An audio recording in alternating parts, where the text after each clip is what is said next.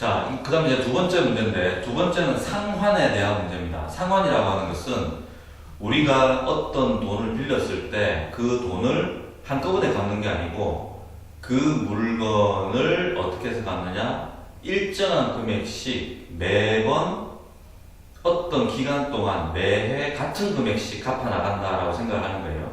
물론 갚아 나가는 방법은 여러 가지가 있겠지만 그 방법이 여기서 지금 가장 간단한 방법으로 소개가 되고 있어요. 자, 일단 문제를 한번 보자. 가격이 20만원짜리를 12개월 할부로 내가 구입을 하는데 12개월, 그러니까 12개월 동안 갚는다는 말이죠. 이달 말부터 내가 갚겠다라는 말이에요. 근데 이것도 상식적이지. 왜 상식이냐면 내가 지금 물건을 샀단 말이야. 근데 내가 이걸 지금 할부로 사는데 어떻게 사는가 하면 지금 내가 그 물건을 사서 그 물건 값을 내가 12번을 나누어서 갚을 건데 사자마자 할부금을 내는 사람은 아무도 없단 말이에요. 아무도. 그러니까 내가 이번 달에 물건을 샀으면 그 적어도 한 달이나 1년 지나서 감사가 없겠지. 그치? 상식적으로. 내가 지금 물건을 샀으면 지금으로부터 1개월 뒤부터 갚는 게 그게 상식적이라는 거예요. 상식적.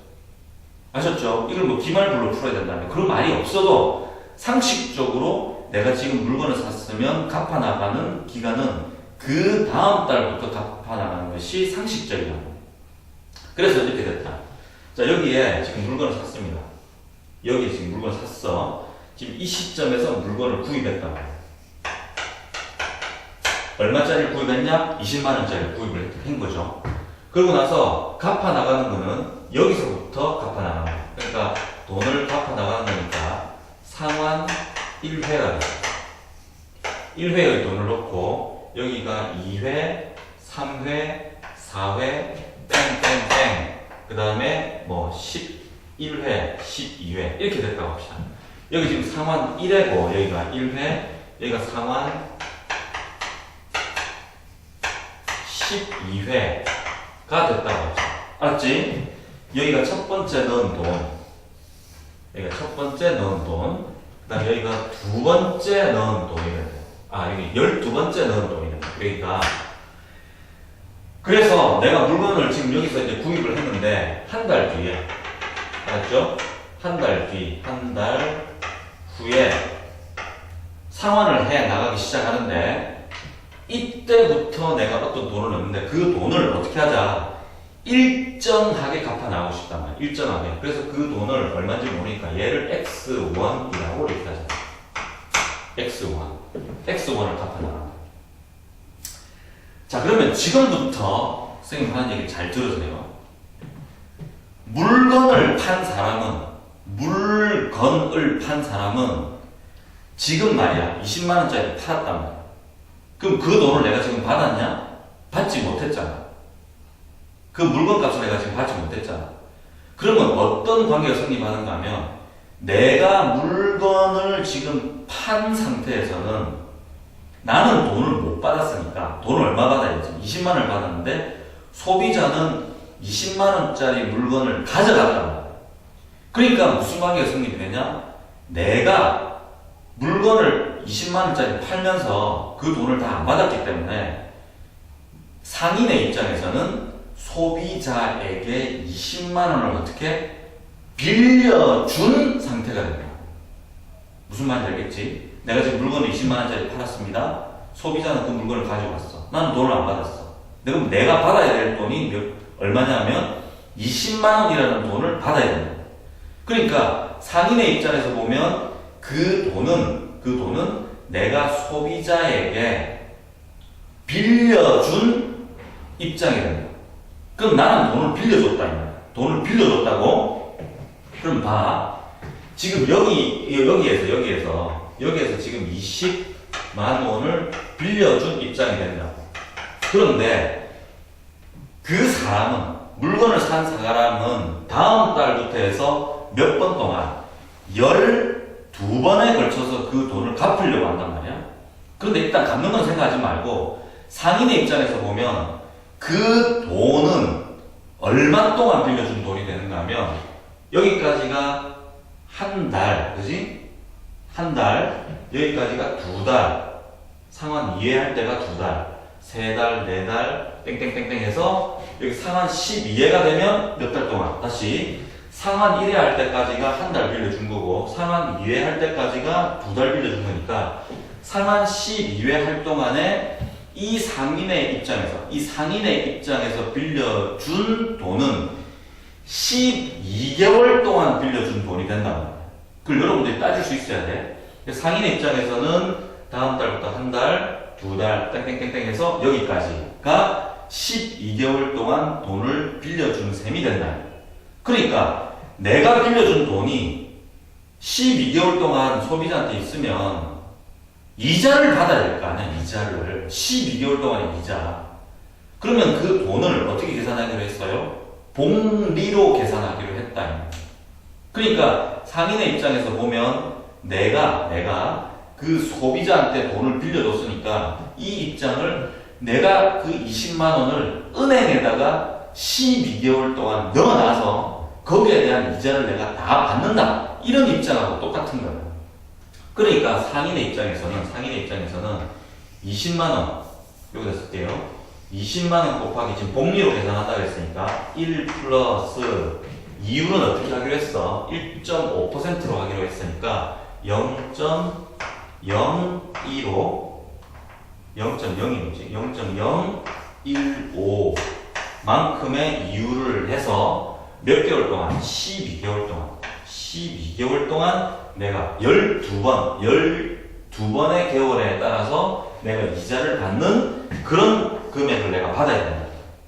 무슨 말인지 알겠지? 다시 상인의 입장에서는 물건값을 받아야 되는데 물건값을 안 받았으니까 그 사람이 다 갚는 동안 그 물건의 값을 내가 빌려줬다라고 생각하는데 그게 개월 수가 몇 개월이야? 여기까지 오면 12개월 동안 갚게 된다. 됐지? 그래서 상인이 일단 받아야 되는 돈은 20만 원을 몇 번 이자가 붙도록 12번 이자가 붙도록 내가 빌려준 셈이 되니까 나중에 복리로 계산하면 이걸 이만큼의 돈을 내가 받아야 된다.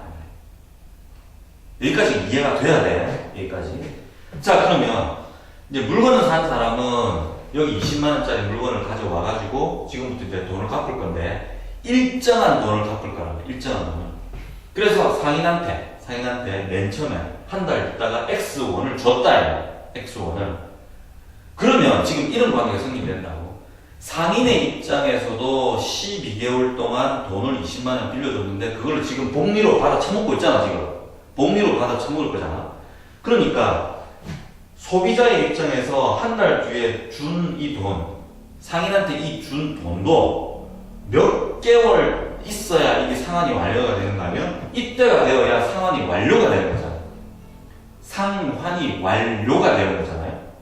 그치? 그래서 여기가 지금 상환 2회, 여기 상환 3회 이렇게 쓸게. 상환 4회, 여기 상환 11회 이렇게 될 건데 이 돈도 여기에서 이 준 돈도 상인한테 이 돈을 다 갚을 동안에 이게 상인한테 들어있는 돈이 되잖아. 상인한테 준 돈이 되니까 얘도 이자를 받아 처먹으니까 내가 준 돈도 이자를 받아야 될 거 아니냐 이 말이야.